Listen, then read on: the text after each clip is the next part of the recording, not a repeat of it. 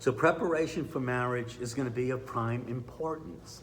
So we see in our church since Vatican II, a lot of effort has been put into having pre-Cana conferences to have young couples or couples really of any age be prepared for marriage. Plenty times it'll involve creating profiles, psychological or social profiles of the couple getting married to see if they're compatible in a lot of important areas of life, such as family, what they think about raising money, what they think about how money should be used. So this preparation for marriage is going to be very important. And mixed marriages and the disparity of a culture of different religions is something that just cannot be underestimated. The church does certainly allows for us to marry people of other faiths. Would also allow us to marry people of no faith. The church allows that, but it does recognize, and I think most of us have seen difficulties arise out of that. I can think of a couple of them in just of my own life where that would be a problem. And usually the way it was resolved was that the people would raise their children without any faith whatsoever and tell them whenever you wish, well then you can join any faith that you want. And of course that sends a very important message to children that during these years that faith is not something that's important for us. As far as Catholics are concerned, when marriage is performed under the aegis, under the authority of the Catholic Church, well, children must be baptized and educated as Catholics.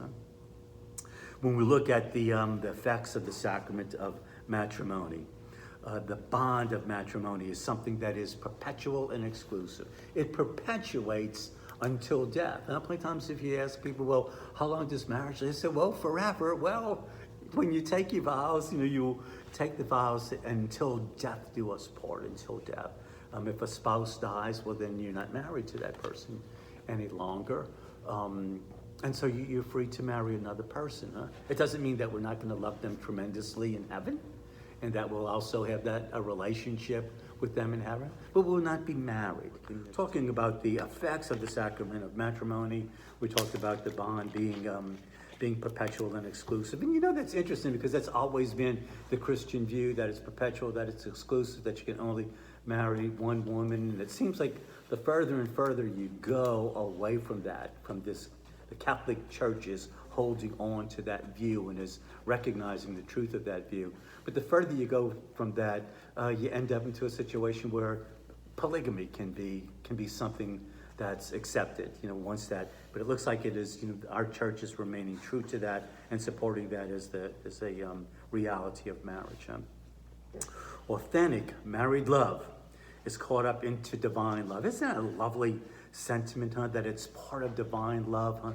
The source of our goodness, the source of our beauty, the source of our truth is Almighty God. That is the source of the transcendental virtues. They transcend our definition. We can't define them, but we know them when we see them. And so, certainly love is something that is good. The author of love is God.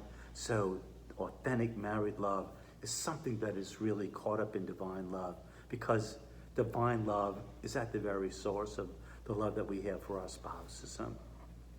The marriage bond is established by God himself, and because it is established by God, because we see that in the beginning, because we see Jesus saying that, we have accounts of it in Matthew, we have accounts of it in Mark that we've already read, then this is something that we cannot dissolve. We cannot, because it was established by God.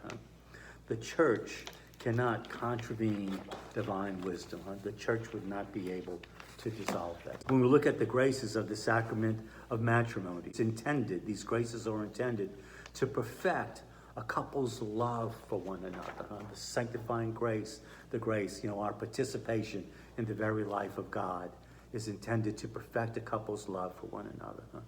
It strengthens their indissoluble unity. It helps one another to attain holiness in married life. I had to say that. I think, we've expressed that. I've expressed that to my wife. She's expressed it to me, that my primary job in being her spouse is to do everything that I can for her to go to heaven. That's also a primary job as a father, to do everything we can for our children to go to heaven. Huh? So we're to help one another, and the graces of the sacrament of matrimony are given to us so that we can help one another to attain holiness in married life. Huh?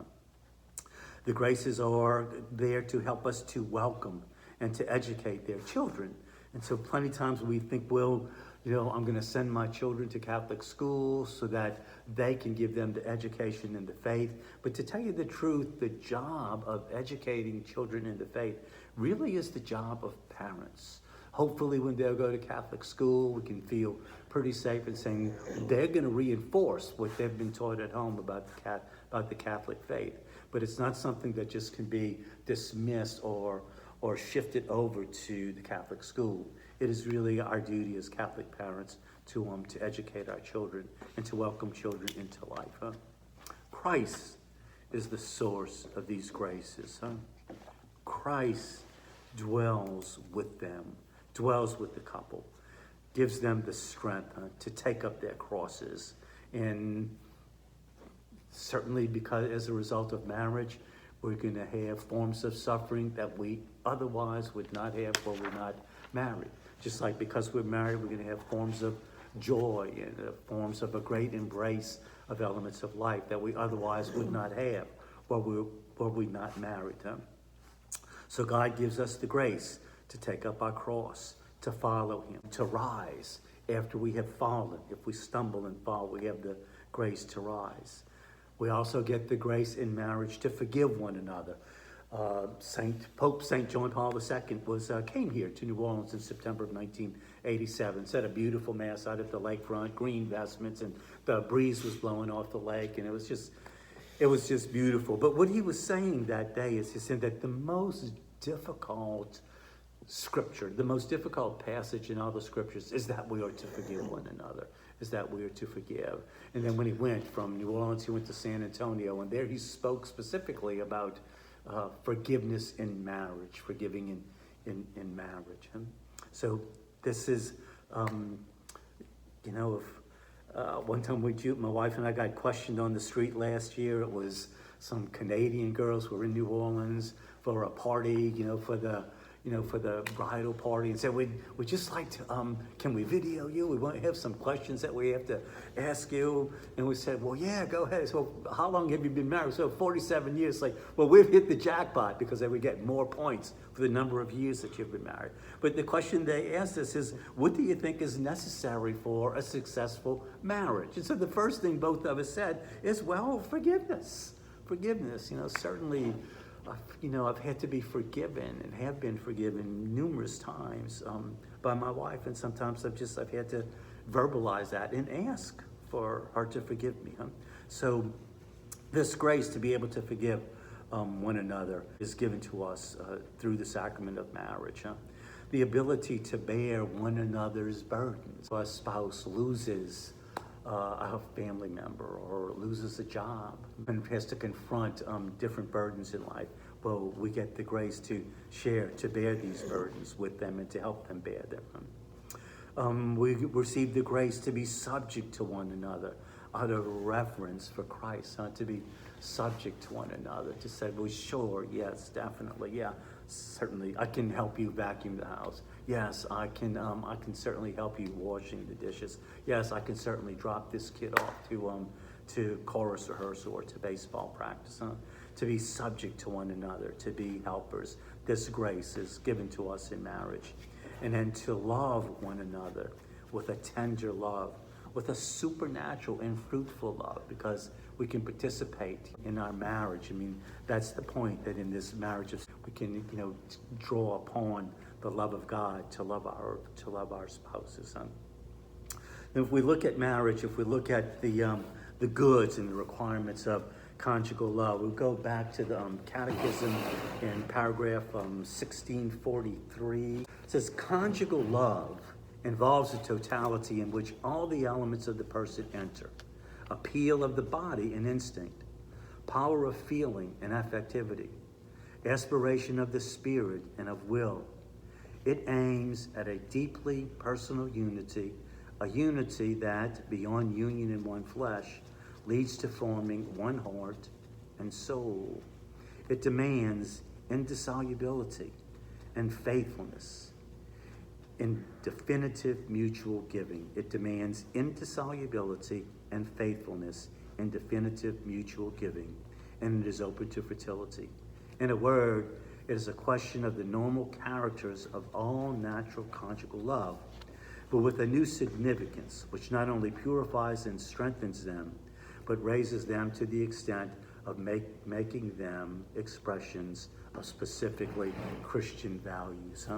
So, if we look at marital act, an act of unity and indissolubility of marriage, where two are becoming one, and this is something that's being expressed physically. The unity of marriage is something that is distinctly recognized by our Lord, and that polygamy is something that would be contrary to this aspect of conjugal love. By its very nature, the gift of each other, conjugal love requires inviolable fidelity. I have to look that up every year. But it's something that means something that is going to be protected, something that is going to become sacred.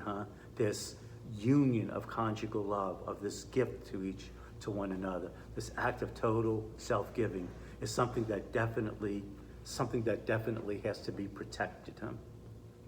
Fidelity in marriage represents God's fidelity to his covenant. And that's why we can see, if we go back, and see that Christ is being asked, can a man divorce his wife for any reason? And Christ is saying, no, there is no reason. That this is something that represents God's fidelity to his covenant. We say, well, can God break off his fidelity to his covenant for any reason? And certainly no. And God does not break covenants. And so our marriages and our marital fidelity becomes a symbol of that. It can seem difficult and sometimes even impossible to bind oneself to another for life. But through God's grace, we can give witness to this type of love. I can remember asking a student one time if she could tell that if our parents loved one another, or was it obvious that they loved one another? Were there any signs of affection? She said, well, yeah, as much as anybody who's been married for 30 years can love someone else. And the implication that she was making, well, it's like, no, if you've known each other that long, certainly love is gonna dissipate, But I think this is the whole idea, is through the sacramental graces of marriage. Now, this is not the case, That actually our love, rather than dissipating, is something that can grow. It's something that can become enriched. In difficult situations, the church permits a physical separation without dissolving the union. So, for example, if a wife is being abused, if she's being abused by her husband, and she's living in danger, well, yes, the church is very reasonable about allowing a physical separation, but that would not mean that the church is saying that this couple is no longer married. For today's Catholics who divorce and remarry, the church maintains that the new marriage cannot be recognized as valid. If the first one was, because of the words of Jesus, whoever divorces his wife and marries another cannot leave them without committing adultery. So the church would be true to this, would remain true to this.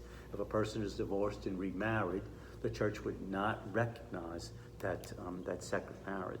And there are loads and loads of situations and complications that can arise around this.